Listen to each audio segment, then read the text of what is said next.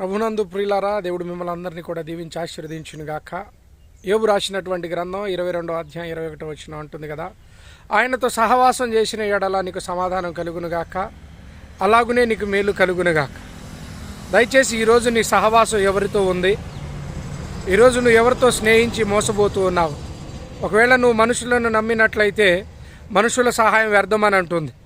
ప్రభునందు ప్రియులారా, మీరు దేవునితో సహవాసం చేసినప్పుడు ఖచ్చితంగా మీకు సమాధానము కలుగుతుంది, అలాగే మేలు కూడా కలుగుతుంది. ఈరోజు మనుషులందరికీ కూడా సమాధానము లేదు వారి జీవితంలో. ఎందుకు? వారు మనుషులతో స్నేహిస్తూ ఉన్నారు, మనుషుల యొక్క ఆలోచన ప్రకారం వాళ్ళు నడుస్తున్నారు, మనుషులు ఏది చెబితే వారు దాన్ని అనుసరిస్తూ వెళుతున్నారు. కాబట్టి వారి జీవితంలో సమాధానాన్ని వాళ్ళు కోల్పోతూ ఉన్నారు. కానీ దేవుని లేఖనం అంటుంది, ఆయనతో సహవాసం చేసిన వారికి సమాధానము కలుగుతుంది, మేలు కూడా